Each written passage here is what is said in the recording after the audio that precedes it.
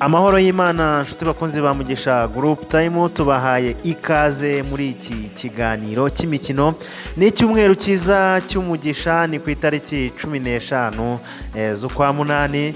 Numunsi mwiza rero kuba wihizihiza n'umunsi wa Assomption n'ijyanwa mu ijuru rya Bikira Maria. Rero abafite uko kwemera tubifuriza umunsi mwiza, ariko kandi no mu masengesho mukora yayandi mugira muti tuyishyize mu maboko yawe waturekura twagwa.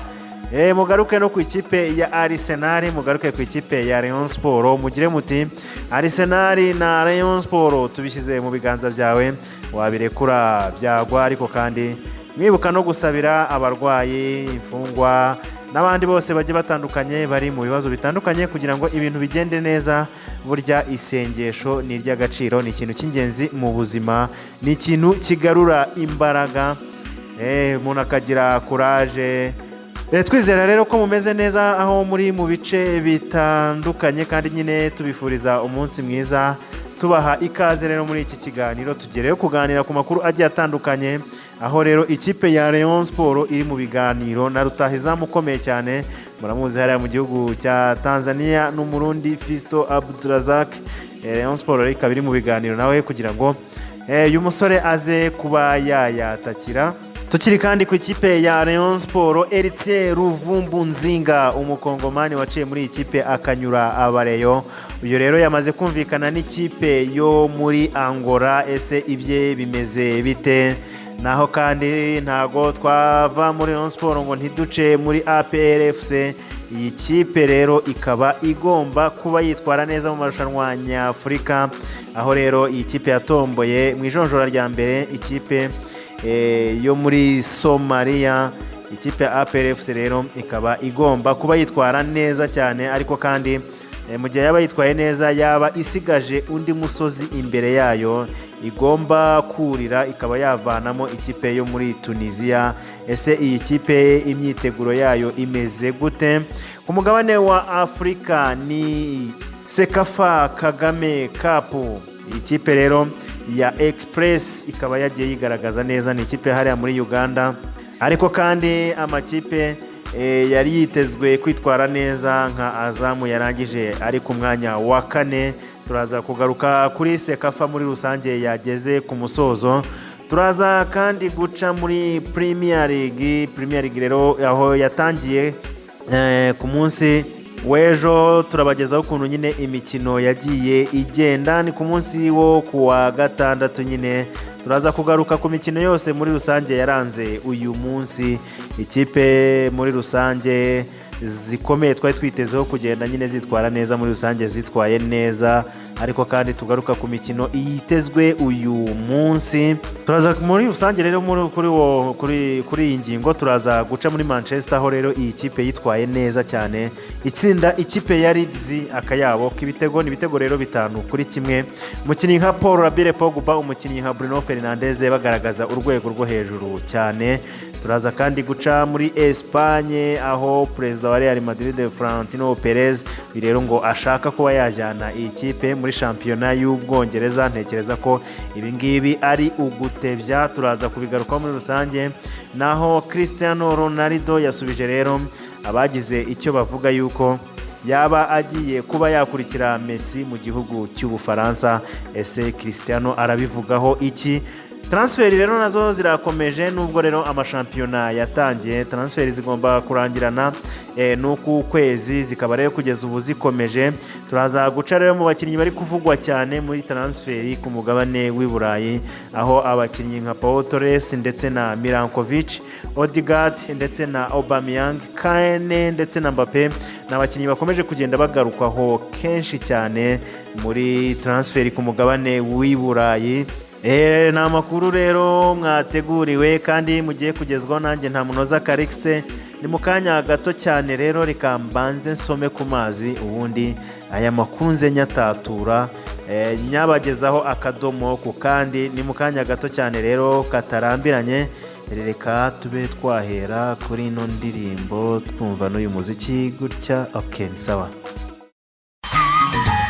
Rayon Sport yacu burya n'ubuko ikipe y'abanyarwanda burya n'ubuko turaba abakunzi bayo burya n'ubukombe mu bibi no mu byiza burya n'ubukombe. Reka duhere kuri ubu bukombe nk'uko iyi ndirimbo ibivuga. Ikipe y'Abanyarwanda, ikipe ya Rayon Sport, Gikundiro n'andi mazina atandukanye. Iyi kipe rero ikaba iri mu biganiro n'umukinnyi ukomeye cyane, n'umukinnyi rutahizamu udashidikanywaho. Ikipe ya Rayon Sport rero bikaba bivuga yuko iri mu biganiro nawe. Ni ikipe ya Rayon Sport rero igeze kure ibiganiro na rutahizamu Fiston Abdulrazak. Uyu rero ngo aze kuba yakinira ikipe ya Rayon Sport. Ni ku nshuro ya kabiri rero iyi kipe igerageje kuvugisha uyu mukinnyi, ivuzweho kugirana ibiganiro n'uyu rutahizamu w'umurundi uherutse kurekurwa n'ikipe ya Young Africans, ni Fiston Abdulrazak. Gusa ngo kuri iyi nshuro ikipe ya Rayon Sport yaje ari simusiga, yaje n'imbaduko zayo zose n'imbaraga zose n'imizi n'imiganda nk'uko rero amakuru abivuga. Amakuru tugenda tugira aturutse i Burundi agenda abitangaza. Ni ikinyamakuru rero indundi.com cyo mu Burundi gitangaza yuko Rayon Sport iri mu biganiro by'ibanga na rutahizamu Fiston Abdulrazak, ndetse iby'ingenzi impande zombi zamaze kubyumvikanaho. Ni nyuma yuko rero uyu musore atandukanye na Young Africans itarifuje rero kumwongerera amasezerano. Ni ikipe nabonye igenda igura abakinnyi bakomeye cyane hano muri Afurika. Fiston Abdulrazak rero ashobora kwerekeza muri Rayon Sport, akazajya rero ayifasha kuba yataka umwaka utaha w'imikino. Bivugwa yuko rero uyu mukinnyi ukina asatira ndetse ukinira n'ikipe y'igihugu y'u Burundi inamba mu rugamba yaba yaramaze gutangira ibiganiro n'ikipe ya Rayon Sport, ndetse mu minsi mike ashobora gufata rutemikirere akaba yaza mu Rwanda kugirana noneho ibiganiro by'imbona nkubone n'ikipe ya Rayon Sport, bikava mu bya telefone. Ntacyo ikipe ya Rayon Sport irabitangazaho, ndetse n'umukinnyi ku ruhande rwe ntacyo arabivugaho. Ku makuru rero agenda amwerekeza muri Rayon Sport, ni Fiston Abdulrazak wigeze kugirana ibiganiro na Rayon Sport, ndetse bigeze no kumusoza ariko ntibyagenda neza. Ndetse yigeze no guca mu ikipe ya Rayon Sport, arikora imyitozo ariko ntiyayikinira umukino n'umwe, nubwo ntabwo byagiye bimenyekana cyane, ariko burya yayigezemo. Twabibutsa rero yuko mu mwaka ushize nabwo byavuzwe yuko Fiston ashobora gusinyira Rayon Sport, ndetse yanatangiye ibiganiro nayo, ariko uyu mukinnyi yahise anyomoza iby'ayo makuru avuga yuko nta biganiro yigeze agirana na Rayon Sport. Fiston Abdulrazak rero aje muri Rayon Sport yahasanga umutoza mugenzi we w'umurundi Masudi Juma wamaze rero kuyisinyira imyaka 2. Ni Fiston rero uherutse gutandukana n'ikipe ya Yanga, bishoboka rero ko ashobora kwerekeza mu ikipe ya Rayon Sport, ariko ni umusore uri kuganira n'andi makipe agiye atandukanye. Akaba ari umwe mu bakinnyi rero bafatiye ikipe y'igihugu runini, ni ikipe y'igihugu y'Abarundi inamba mu rugamba. Rayon Sport rero ibashije kumubona, yaba ibonye umukinnyi mwiza, yabibonye rutahizamu w'akataraboneka, kandi ntekereza ko yaza yigaragaza hano mu Rwanda. Ni umukinnyi udashidikanywaho rero mu gusatira izamu mu mashoti maremare ndetse n'amacenga agiye akomeye. Twagiye tumubona hariya muri Young Africans yitwara neza cyane. Reka rero dutegereze hano Rayon Sport noneho yaba yemeje abafana bayo, yaba igaragarije abagenda bapinga komite iriho, abagenda batemera iyi no komite iriho, noneho baba batangiye kwemera cyane cyane yuko yaba ibahosheje amarira y'uyu Eritier Ruvumbu tugiye kugarukaho. Bivugwa yuko rero yamaze kumvikana n'ikipe nshyashya ikomeye cyane, ni ikipe yo muri Angola. Eritier Ruvumbu rero akaba ashobora kwerekezamo mu gihe kitari gito. Ni umukinnyi wo hagati mu kibuga rero ufasha ba rutahizamu, akaba ari Nzinga rero yamaze kumvikana n'ikipe ya Club Deportivo rero yo mu cyiciro cya mbere. Diplomie Augusto ibarizwa rero mu cyiciro cya mbere hariya mu gihugu cya Angola, ni ikipe izwi cyane hano mu ruhando nyafurika. Ni umukinnyi rero ukomoka muri Repubulika Iharanira Demokarasi ya Kongo, yageze muri Rayon Sport ku itariki ya 24 Mata 2021, ayisinyira amezi 2 gusa. Yayigiremo rero ibihe byiza cyane. Aya mezi rero akaba yararangiye, ikipe ya Rayon Sport ikagerageza kuba yamwongerera amasezerano ariko bikagorana. Ikipe ya Rayon Sport rero yaragerageje kenshi kuba yamusinyisha amasezerano umwaka utaha w'imikino, ariko impande zombi ntabwo zabashije kumvikana bitewe n'uko uyu mukinnyi yifuzaga kugurwa amafaranga menshi cyane bijyanye n'ubushobozi rero bw'ikipe ya Rayon Sport, bakabona ntibiri gukunda.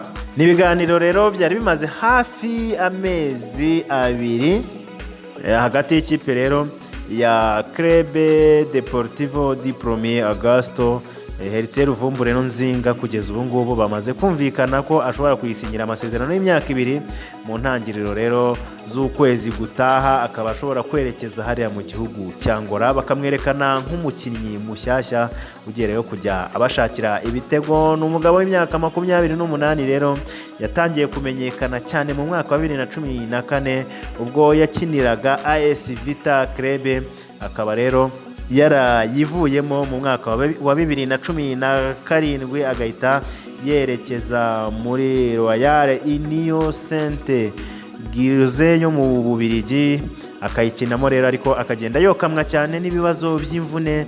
Ni muri 2018 rero Ruvumbu yerekeje muri Association Sportive de Force Armée Royale AS FAR Rabat yo muri Maroc. Muri 2019 rero yayivuyemo ahita yerekeza muri Club Berashit, ariyo rero yavuyemo yerekeza mu ikipe ya Rayon Sport. Hari rero muri 2014 nibwo rero yatangiye guhamagarwa mu ikipe y'igihugu ya Repubulika Iharanira Demokarasi ya Kongo, ndetse akaba ari umwe mu bakinnyi bagiye bafasha iyi kipe rero gutwara CHAN ya 2016. Ni CHAN rero mwibuka yuko yabereye hano mu Rwanda, murabyibuka cyane muri za systeme za ekotite. Ni terime rero yagiye ivugwa cyane kiriya gihe rero mu Rwanda byari bishyushye cyane rero igihe haberaga CHAN, ubwo rero n'abakongomani rero baje kuba bayegukana. Ni Ruvumbu rero wamaze kwerekeza muri Angola. Ibye tuzakomeza kugenda tubireba, kandi tuzabibagezaho cyane ko ari umukinnyi wanyuze hano mu Rwanda kandi akagenda anyura abareyo. Nubwo rero Rayon Sport yari iri mu bihe bibi kandi yanegukanye umwanya mubi, ariko uyu musore we yagaragaje urwego rwe, yagaragaje ubuhanga bwe muri rusange.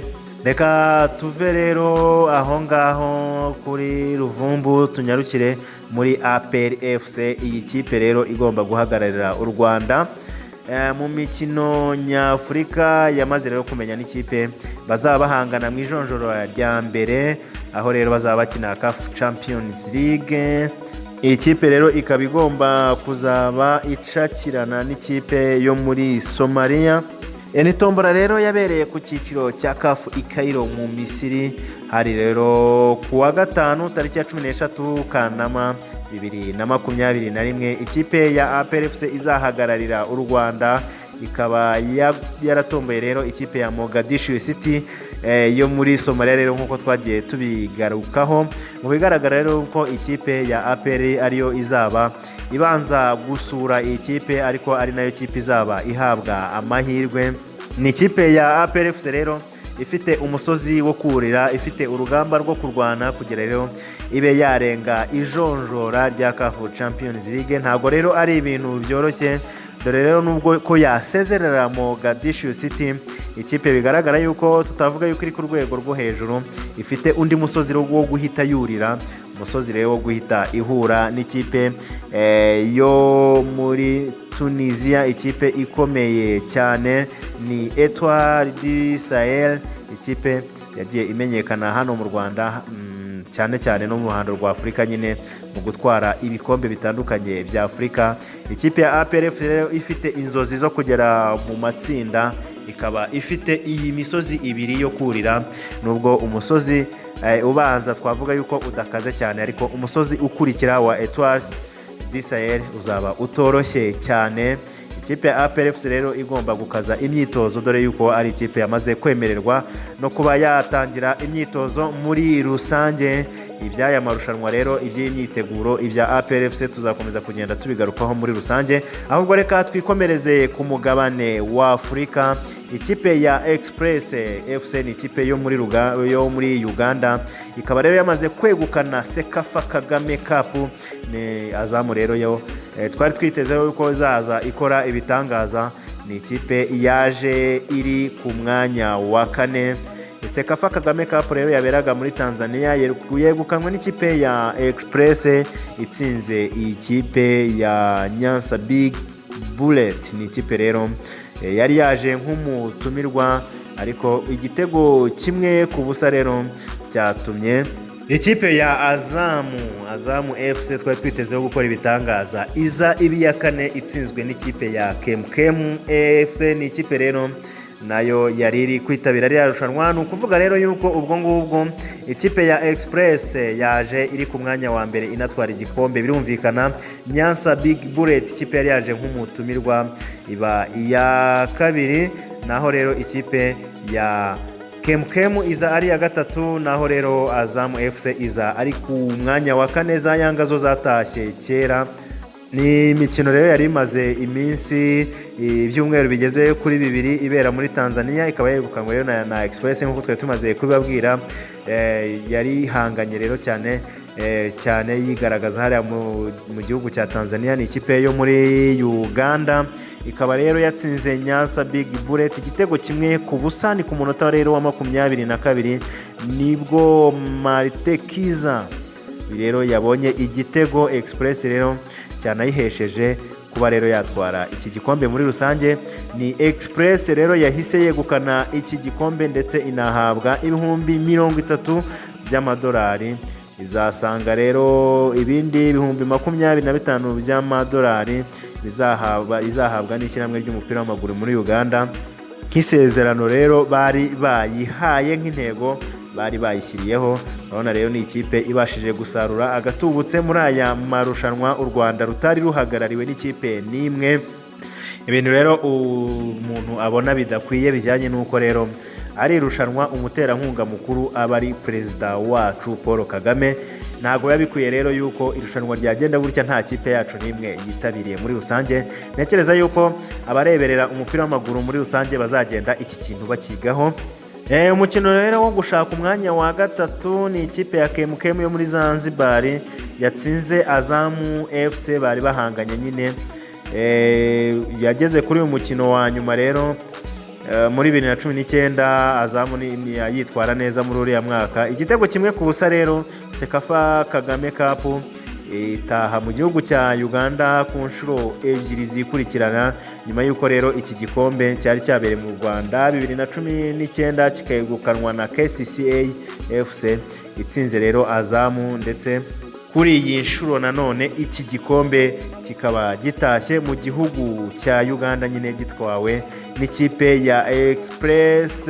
Nyanza FC Big Bullet ikaza iri ku mwanya wa 2, Kemkem ikaza ku mwanya wa 3, naho Azamu FC iza iri ku mwanya wa 4. Ni ikipe rero yagiye yohereza abakinnyi ubona bakiri bato bakizigenza bayo, ntabwo bariyo cyane yuko ikipe iri kugenda isa n'iyiyubaka muri rusange.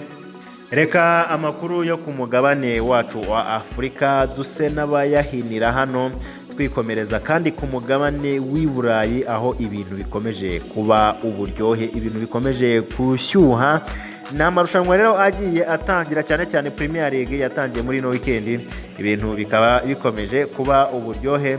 Ibyaranze imikino yo kuwa 6 rero bimeze bite, byari byifashe bite? Ni imikino yari itegerejwe cyane ko hari hagiye harimo n'imikino nyine igiye ikomakomeye. Ni shampiyona y'icyiciro cya mbere mu gihugu cy'Ubwongereza, ikaba yaragarutse amwe mu makipe agaragaza yuko afite ubushobozi, andi nayo yerekana yuko muri rusange agifite intege nke, agifite byinshi byo gukosora. reka duhere rero mu ijoro ryo kuwa gatanu rishyira kuwa gatandatu nibwo nyirizina iyi shampiyona ikunzwe cyane n'abatari bake ku isi ndetse no muri uru Rwanda muri rusange yatangiye ku isaha ya saa tatu isaha rero y'i Kigali mu Rwanda, aho ikipe ya Arsenal yahawe isomo rya ruhago na Brentford, ikipe izamutse mu cyiciro cya mbere uno mwaka. Bayereka rero yuko igifite byinshi byo gukosora, bayereka yuko ikiri ku rwego rwo hasi. Arteta rero yimyiza imoso ikipe imukosora, imwereka yuko atari mugenzi wayo. Burya ikipe igutsinze ikinyuranyo cy'igitego kirenze kimwe iba yagushoboye, ikayitsinda rero ibitego 2-0. Abafana ba Arsenal bakababara cyane, bagatangira gusohoka mu kibuga umukino utarangiye, batishimira rero uburyo iyi kipe yitwaye ku isoko n'umusaruro rero itangiye iyiha. Ku munsi wo kuwa gatandatu rero ikipe ya Manchester United yagaragaje yuko ifite ubushobozi ndetse n'ubushake bwo guhatanira igikombe cy'uyu mwaka. Ni ikipe rero yarangije umwaka ushize iri ku mwanya wa kabiri, rero ikaba igaragara yuko igomba kuba ihangana ndetse igenda inashakisha noneho uburyo yatera urundi rutambwe ikarangiza iri ku mwanya wa mbere. Ni ikipe rero yanyagiraga ikipe ya Leeds United ikayitsinda akayabo k'ibitego. Marcelo Bielsa uherutse no kongera amasezerano rero akaba yakubitiwe ahareba inzega, agakubitwa ibitego bigeze kuri 5-1 ni ku kibuga cya Old Trafford, aho rero ikipe ya Manchester United yatsinze umukino wayo ku buryo buyoroheye.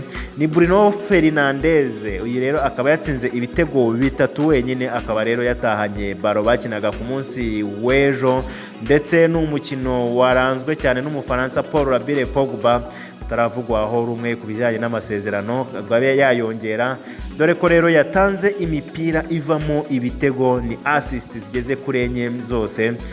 Imipira rero igeze kuri 4 yose Paul Labile Pogba yatanze ikaba yavuyemo ibitego rero byaje gutsindwa na Fernandes ndetse ibitego 3, ndetse na Greenwood watsinze igitego, ndetse kandi na Fred nawe waje wigaragaza akabona igitego muri no match. Ni ibitego rero 5 muri rusange ku gitego kimwe. Ikipe ya Manchester byatangiye itanga ubutumwa bukomeye cyane ko izaza rero iri mu bantu bagomba kuba bahatanira iki gikombe. Ikipe ya Liverpool rero yaje gukurikiraho, ikaba ari ikipe twabibutsa yuko yarangije umwaka ushize ntangere, yarangije umwaka ushize itari kwitwara neza cyane kubera rero imvune zitandukanye yari yagiye igira mu bakinnyi bayo b'inkingi za mwamba. Twabibutsa ko umukinnyi nka Virgil van Dijk yari yaravunitse, ndetse ubu ngubu byagaragaje yuko ari urutirigongo rw'iyi kipe muri buriya bwugarizi bwayo. Kugeza ubu rero biragaragara yuko nyuma yuko aba bakinnyi bagiye bagaruka, ikipe ya Liverpool atari ikipe yo kwisukira, ari ikipe iri umukandida mwiza cyane muri iri rushanwa. N'umukino rero wa mbere ikipe ya Jurgen Klopp ikaba yatsinze Norwich ku kibuga cyayo ibitego 3-0, harimo rero igitego cyiza cyane cyatsinzwe n'umunyamisiri Mohamed Salah, yatsinze igitego cyiza cyane, ndetse rero na Firmino yaje kubona izamu nyuma yo kuza rero asimbuye Diego Jota, nawe rero wari umaze gutsinda igitego rero ikaba ari match rero yahiriye Liverpool, maze ibitego bikarumbuka, byari ibitego rero 3-0. Twabibutsa rero yuko kuri iki cyumweru kuri uyu munsi rero ikipe ya Manchester City igomba kuza kuba ihangana ikareba yuko nayo weekend yayigendera neza.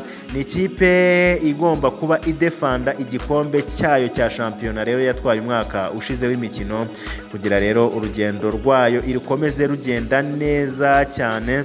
Iraza rero kuba yerekeza i Londres, kuba rero ihangana n'ikipe ya Tottenham Hotspur, aho rero yashakaga n'umwataka w'iyi kipe, ariko Tottenham ikakomeza kuyigora. N'umwataka namaze kubona yuko avuga ati nubwo iriya kipe nshaka cyane, ndaza kuba nyereka yuko inanguze itaba ihomba.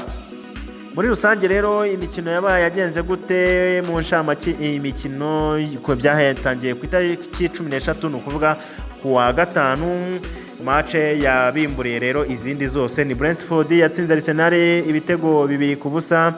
Imikino yabaye rero kuri wa gatandatu ni kwa tariki 14 Manchester United itsinda ibitego 5-1 Leeds, naho Leicester itsinda igitego kimwe Wolverhampton. Chelsea ibitego 3, Crystal Palace ubusa. Watford itsinda Aston Villa ibitego 3-2, naho Everton itsinda Southampton ibitego 3-1. Burnley yatsinzwe na Brighton igitego 1-0, naho Norwich City itsindwa na Liverpool ibitego 3-0.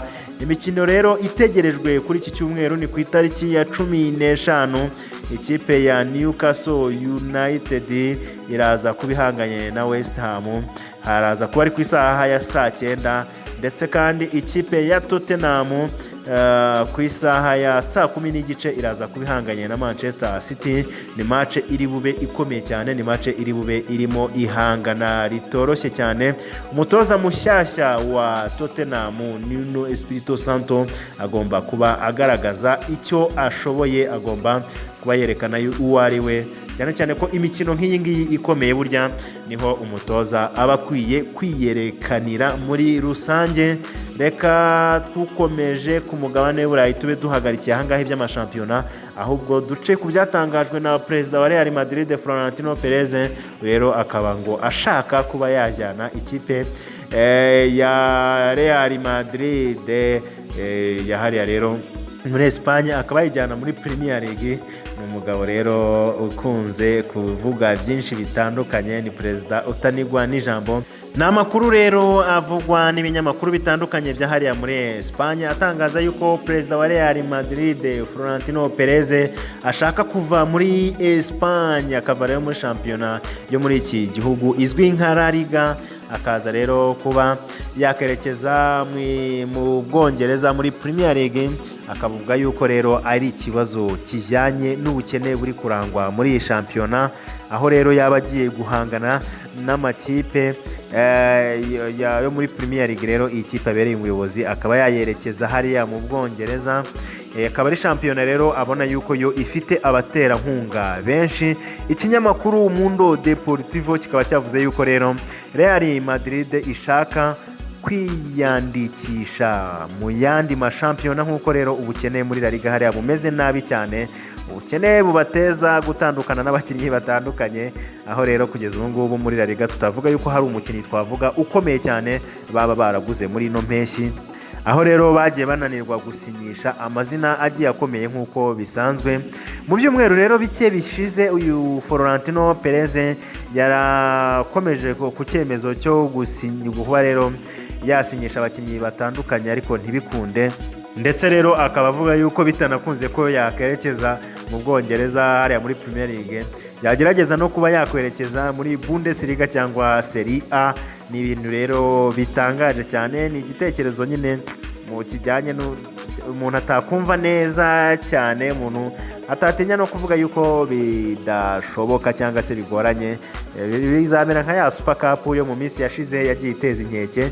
Ni perezida wa Real Madrid rero na Joan Laporte rero akaba ari perezida nawe wa Barcelone, barambiwe icyo bo bita ikandamizwa ry'amategeko yahariya rero muri La Liga. Bavuga yuko atari amategeko akwiye muri rusange, ni amategeko rero akarishye ya La Liga. Niyo rero yatumye FC Barcelone irekura Messi, nk'uko rero yashaka kuba yamwongerera amasezerano.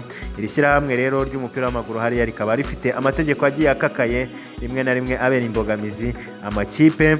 Iri shyirahamwe rero rikaba ryaranze kumwandika kubera ikibazo cy'ubukungu ikipe ya Barcelone yari ifite, cyane cyane yuko Barcelone yari amaze kumvikana na Lionel Messi kuba yayigumamo, ariko bikagaragara yuko amafaranga ya Barcelone yabisohora nayo yaba yinjiza, ayo isohora yaba ari hejuru yayo yinjiza, ariko bikaba bigongwa rero n'amategeko ari hariya muri Espagne. Ni perezida wa La Liga Tebas rero ngo yatekerezaga yuko gukura ikipe ya Real Madrid na Barcelone muri La Liga kubera iyi mpamvu, ndetse ngo aba bagabo bose ibyo bavuga ari inzozi, ndetse ko bitabashobokera.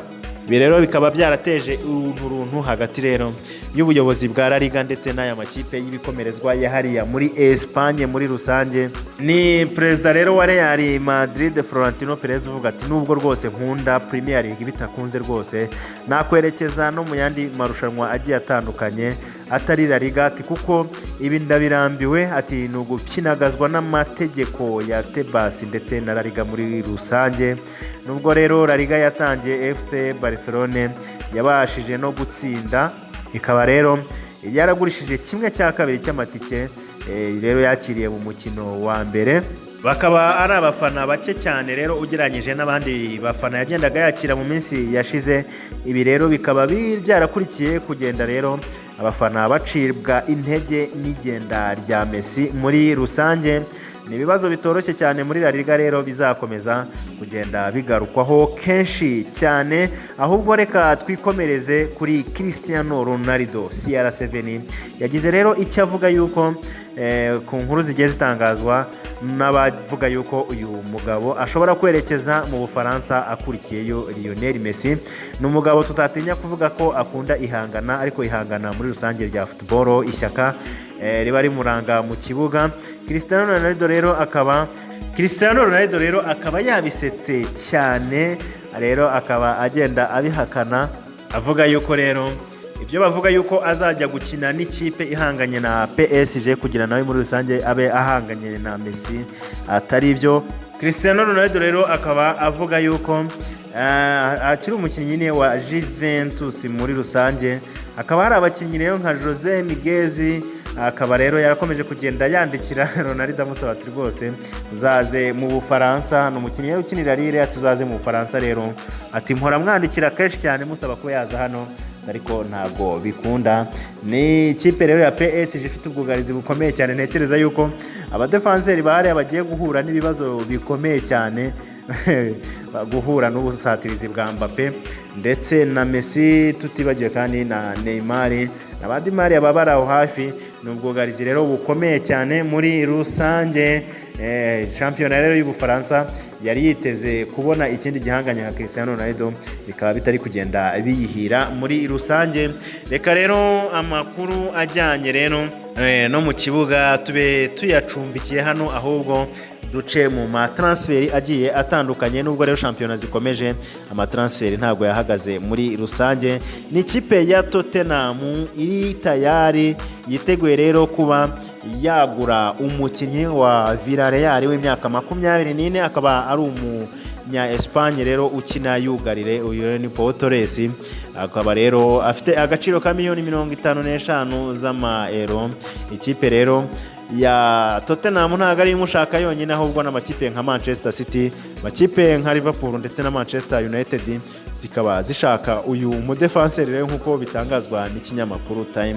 Rero ikipe ya Tottenham ntabwo ari uwo ishaka gusa, iramutse rero ngo itamubonye yahita yerekeza muri Fiorentina kuba yashaka myugariro w'imyaka 23 w'umunya Serbia. Uyu rero ni Nikola Milankovic, rero akaba nawe ashakishwa n'amandi makipe atandukanye nk'amakipe nka West Ham. Rero tukaba tubikesha ikinyamakuru Sky Sports. Ikipe ya Real Madrid yiteguye kuba yagurisha umukinnyi w'umunya-Norvege ukina hagati mu kibuga. Rero akaba ari Martin Odegaard. Ni umukinnyi rero ikipe ya Real Madrid yifuza kuba yagurisha muri no mpeshyi, ikaba yamugurisha mu ikipe ya Arsenal. Yiteguye rero kuba yamugura. Ni umusore w'imyaka 22 n'ubundi witwaye neza cyane, aho rero yari intizanyo mu ikipe ya Arsenal. Rero hari muri sezo ishize. Ibi tukaba tubikesha ikinyamakuru Goal. Tukaba twabona rero Martin Odegaard mu ikipe ya Arsenal, ariko noneho nk'umukinnyi wayo bitari intizanyo. Ni ikipe rero ya Arsenal bivugwa yuko yiteguye kuba yakakira uwaza wese ayibwira yuko yifuza kugura rutahizamu wayo w'imyaka 32. Ni umunyagabo rero ukina yataka, akaba ari Pierre-Emerick Aubameyang. Ikipe ya Arsenal rero yiteguye kuba yakakira ubusabe ubwo ari bwo bwose bw'uwaza rero ashaka uyu rutahizamu nk'uko rero bivugwa n'ikinyamakuru Time. Naho umukinnyi wa Tottenham ukina wataka ni umwongereza w'imyaka 28, akaba rero ngo ari tayari kuba rero ahangana n'ikipe iri kumutangaho miliyoni 150. Rero ni ikipe ya Manchester City. Ni kuri iki cyumweru rero atitaye rero yuko iyi kipe imushaka, ngagomba kuba ahangana nayo ndetse anayereka ibyo ashoboye kugira ninamugura izabe yiteguye yuko iguze rutahizamu ukomeye cyane, rero ugiye kugenda ayigezaho byinshi muri rusange. Ni ikipe rero ya Manchester City iri bube ihanganye na Tottenham ni kuri iki cyumweru. Uyu rutahizamu rero akaza kuba ahabaye cyane muri rusange. Naho biravugwa yuko mu ikipe ya Liverpool, muri ikipe ya Liverpool rero ikaba n'ubu ngubu ikiri tayari igikeneye cyane umukinnyi wa Wolves, ni umunya Espagne rero ukina nka mababa, Adama Traoré, n'umusore w'imyaka 25. Ikipe rero ya Liverpool ikaba ishaka uyu musore mbere yuko isoko ry'igura n'igurishwa rero riba ryafunga imiryango yaryo. Ikipe ya Liverpool rero ikaba iri tayari kuba yasinyisha uyu musore. Naho mu ikipe ya Real Madrid, iyi kipe rero ngo ikaba yiteguye kuba yatanga bidi ya miliyoni 120 z'amayero kugira rero ibe yasinyisha umufaransa w'imyaka 22, ni umwataka ukomeye cyane Kylian Mbappe. Ikaba rero yamusohora mu ikipe ya PSG muri ino mpeshyi rero akerekeza mu ikipe ya Real Madrid rero nk'uko bitangazwa n'ikinyamakuru Cadena. Mu ikipe ya PSG kandi biteguye kuba bagerageza kuba bagura umukinnyi wo mu mutima wa ba myugariro ukina muri Napoli, n'umunya Senegal rero w'imyaka 30, akaba ari Koulibaly, akaba rero ashobora nawe kwerekeza mu ikipe ya PSG. Ni mu gihe rero iyi kipe iteganya yuko mu gihe Ramos yaba agize ikibazo yaba afite umusimbura kandi nawe ukomeye. Ibi tukaba tubikesha Gazeta dello Sport. Reka dusoreze mu ikipe ya Juventus. Ikipe ya Juventus rero ikaba ishaka kuba yasinyisha umutaliyani ukina hagati mu kibuga, uyu rero ni Manuel Locatelli w'imyaka 23. Uyu rero ikaba yamukura mu ikipe ya Sassuolo. Ikipe rero ya Juventus ikaba mu ntangiriro ishaka kuba yamutira, ariko kandi harimo amasezerano yuko yamusinyisha bya burundu rero mu myaka iri imbere bigenze neza cyane. Amakuru rero nakagaruka kuri Mugisha Group Time. Twizera yuko mukomeje kumera neza cyane, abizihiza Assumption ikomeze kubabera ibihe byo kuba rero mwakitekerezaho ndetse munagandukira Imana muri rusange. Mugire ibihe byiza n'icyumweru cyiza muri rusange. Imana ibarinde, Imana ibarinde, Imana ibarinde.